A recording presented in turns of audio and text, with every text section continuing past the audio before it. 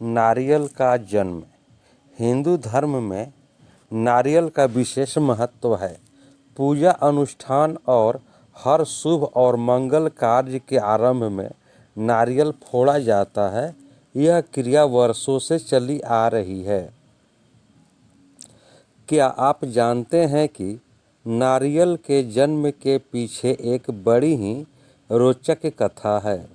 यह ऋषि विश्वामित्र से जुड़ी हुई है। आइए जानते हैं नारियल का जन्म पौराणिक कथा। नारियल के जन्म की कहानी प्रतापी राजा सत्यव्रत से जुड़ी हुई है। ईश्वर पर अटूट विश्वास रखने वाले राजा सत्यव्रत को स्वर्गलोक का अलौकिक सौंदर्य सदा आकर्षित करता था। वर्षों से पृथ्वी लोक से स्वर्गलोक जाने की कामना उनके हृदय में दबी हुई थी, किंतु ज्ञान के अभाव में वे उसे यथार्थ रूप में परिणित नहीं कर पा रहे थे। एक बार राजा सत्यव्रत के राज्य में भयंकर सूखा पड़ा। इन स्थिति में राजा ने धन धान्य से अपनी प्रजा की भरपूर सहायता की। राजा की सहायता प्राप्त करने वालों में ऋषि विश्वामित्र का परिवार भी सम्मिलित था, जो विश्वामित्र के तपस्या के लिए वन चले जाने के पश्चात भूखा प्यासा भटक रहा था।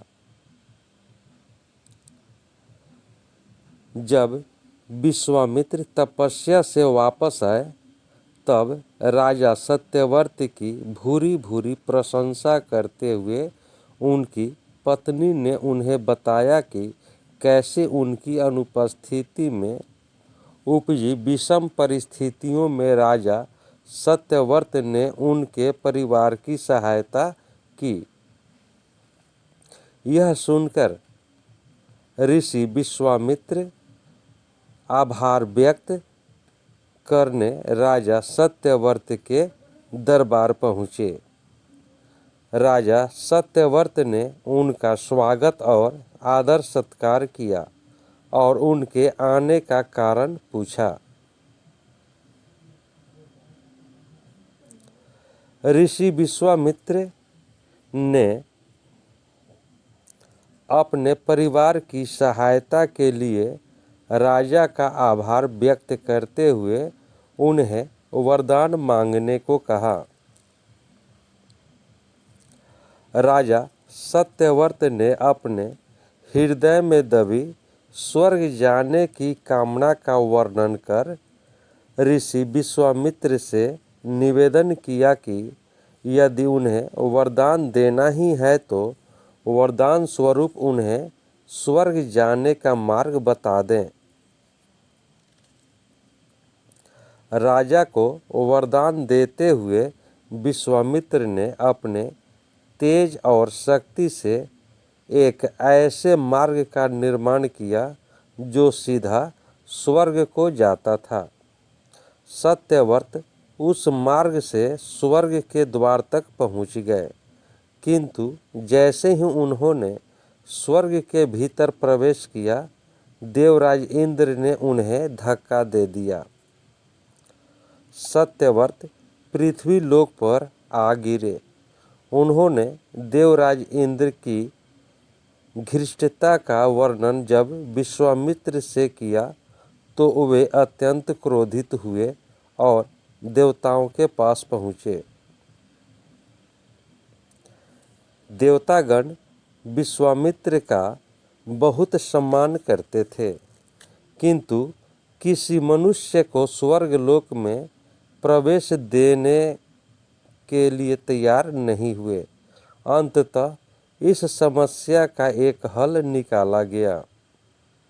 ऋषि विश्वामित्र ने पृथ्वीलोक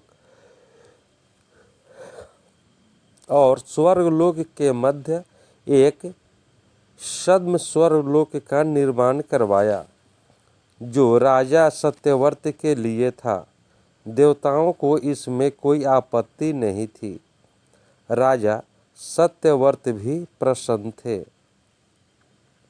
किंतु नए स्वर्गलोक के संबंध में ऋषि विश्वामित्र चिंतित थे।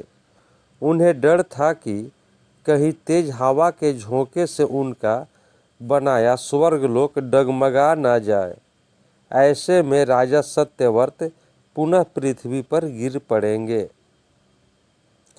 इस समस्या का निदान करते हुए उन्होंने नवीन स्वर्गलोक को सहारा देने पृथ्वी लोक से नवीन स्वर्गलोक तक एक मजबूत खंभे का निर्माण किया।